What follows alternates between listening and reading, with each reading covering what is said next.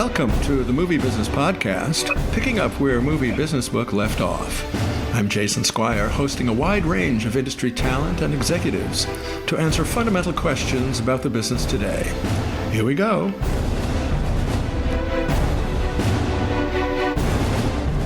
And studio distribution is our topic today with Dan Fellman, Chairman and CEO of Fellman Consulting, Beverly Hills, after serving as president of Warner Brothers Domestic Distribution, responsible for releasing franchises including Harry Potter, The Matrix, The Dark Knight, The Hobbit, and more. He began his career at Paramount, then Loews Theaters, then founded American Theater Management. Dan has served as chairman of Motion Picture Pioneers, president of Variety Children's Charity, board member of Will Rogers Foundation, and was elected to the Board of Governors of the Motion Picture Academy. Welcome, Dan. Nice to be here, Jason. Well, I'm glad you could join us on the Movie Business Podcast. Let's start by asking, what are the secrets of studio distribution? Jason, I hate to tell you, but there are no secrets. It's just a lot of hard work, experience, relationship with filmmakers, talent, studio executives, and exhibitors, and most importantly, time on the job.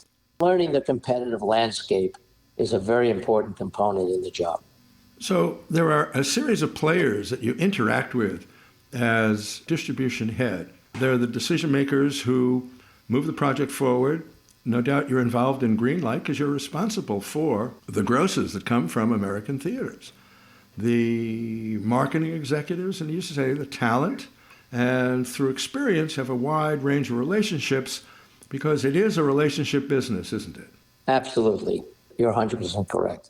And so is there an example that comes to mind of any issues with exhibitors that come to mind?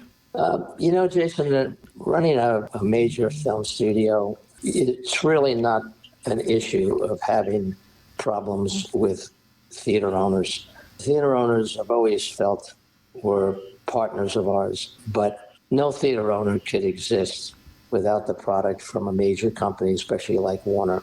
So it just was important to keep those relationships current and in good standing. Mm-hmm. And I felt that partnership was important to me, and the relationships that I've developed over the years have been very important to the success of my career.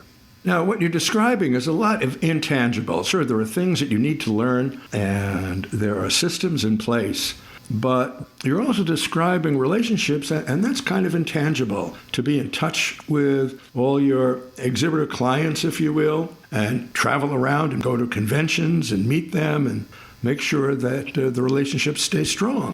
Well, that's true, but over the years, consolidation has taken place. And so there aren't as many of those independent exhibitors as they were when I started my career. Back in the early days, when I first started at Paramount, we had 32 offices across the country. Of course, I moved to Warner years later, and today Warner has 2 offices in North America. So technology and consolidation in the theater business have been responsible for that. So maintaining relationships, of course, are important, but the number of exhibitors in the marketplace have dwindled due to consolidation. Well, let's go further down into the process itself. You're involved essentially in the movies that are going to come out, the movies that have come out recently, and then the movies that are in the pipeline. So what's the process? There is an imagined sort of green light process where management of the studio finally goes ahead with an approved screenplay, cast, and talent, and then we get to the distribution calendar. But before getting to the calendar, you were involved with green lighting, is that correct? That's right. We had a green light committee at Warner, which I was a part of. The production department had the red light, and head of production and their executives would go over every week projects that each one of those executives would submit. They'd all read each other's projects. The head of production would red light those projects that he felt should not go forward, but those that he did feel needed to be reviewed by the green light committee were presented to us. We would read scripts. We would look at budgets, and we would make projections on box office, on total revenue, and then decide to go forward or pass on a project. Well, I want to ask about projections, but before we do, I wanted to ask about the distribution schedule, because this comes as a bit of a chess game, knowing your competitors, knowing what the calendar looks for. How do you choose a given weekend for a given project? Well, that's a good question. And, as I said, it takes a lot of experience to actually put a release schedule together.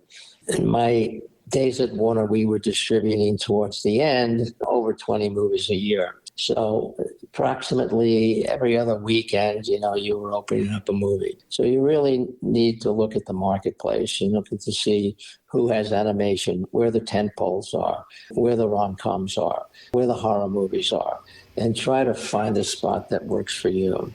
And sometimes you find an opening, a little window in the marketplace where it might normally not be the right place to release a family film. The kids are still in school. There's not a holiday weekend, but it might be a really interesting weekend to look at, because parents would come to me and say, Dan, there's nothing for me to take my kids and see. And, it could be like sometime in early February or late January, or even parts of March when there were no school holidays. That might be the perfect time to set a family movie when there was less competition in the marketplace. That does make sense. Now, let's assume that the project is out and you have the first weekend. What happens if the grosses are better than expected or worse than expected? Well, if they're better than expected, that's the good news. You develop a chase campaign and you keep pushing it and want to stay in as many theaters as possible. When you have a number of releases like Warner would have, you might have a movie opening the following week, but certainly a movie that did not compete. If there's animation, you might have a horror movie, or you might have a tentpole movie or something of that nature. So you'd be fighting for theaters, fighting for shelf space, really what it is. Keep your project on screen as long as you possibly can. In today's market, it's a little bit different. There's just not as many pictures out there. And so it's a little easier to stay on screen than it was years ago. And what if it opens worse than expected? Oh, my goodness.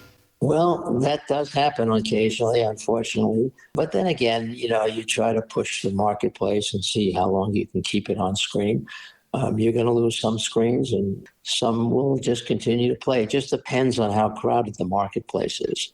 Does that involve phone calls and cajoling and reasoning with circuit owners and others who are big players in exhibition? Sure it does. And sometimes you might have to split a show. You just might have to take one matinee and one evening, or you might have to take 2 evening shows and no matinee, depending upon how strong the product is and how long you want to keep it in the marketplace. The avid moviegoer sometimes checks the actual show times. And why is my movie pushed to 11 o'clock at night? I wanted to see it at 9 o'clock at night. And this is the answer to that, isn't it? Yeah, well, unfortunately, if the film's not doing business, the exhibitor really doesn't have a lot of options except to move it around into a place that will at least satisfy the distributor by giving him a show. And unfortunately, the patron who's looking for an earlier show is not going to get his wishes. And how do you track grosses? Money starts coming into theaters, not to distributors yet. When do you guys get paid? Well, there's a company that every theater owner in the country reports its grosses to at night. And so that report comes in during the evening by the hour. So you can read how your project's doing. And then in the morning, all those grosses are available to everybody in the industry from the distribution side that subscribes to that service. And from that report, every major company puts together a box office report, not only with their own product, but with everybody's product. So management can see, as well as filmmakers that you're involved with, can see how they're doing in the marketplace. Well, that's a very congenial way of sharing grosses, and you know that the competitor knows exactly what your projects are doing. That sounds really healthy. Well, it is healthy, and it's very important. Let me turn to your management style. Well, I've always tried to surround myself with the smartest and most competent people possible. I guess I like to create what I call a workplace family. I've always had an open door policy. I like to share ideas with people that work for me, and I want people to enjoy their jobs. That's just been my style along the way. And there's something else that we should also mention before we move on, and that is the internal computerized system that Warner's and every studio has in order to track product from years gone by so that they can analyze a project that's being presented before it's greenlit as to grosses of, say, the major talent involved in their prior movies. Yeah, I mean, you can pick any particular weekend, open it up, go back in history and see how it's performed. You can see what all the competitive films were on the weekend, and you can just keep going back year after year. And you can look at holidays and how they will affect the box office, not only in terms of numbers, but how it responds to families as well as general audience. What lessons have you learned as you look back? Well, you know what I really learned over the years, it just takes time, it takes hard work and performance to earn the respect of senior management and your colleagues. Along the way, you find those who are a bit too aggressive, and I used to say, slow down, don't get caught speeding. You also have to learn how to adjust to changes. You know, when I started at Warner, Christmas of 1978, we had the first Superman movie that Dick Donner directed, a wonderful movie. The weekend we opened, I think it was December 22 or something, close to that. It was the biggest three-day opening in the history of Warner Brothers. And it was also the widest release in the history of Warner Brothers. It was an exciting weekend for the company. The gross for those 3 days was $7.5 million. The number of theaters we opened, as I said, was the widest release of all time, 508 theaters. Cut to the last Harry Potter opened on a midnight. We had a midnight show the night before it opened, so it's like a Thursday night. And we grossed $42 million on that one show. Wow.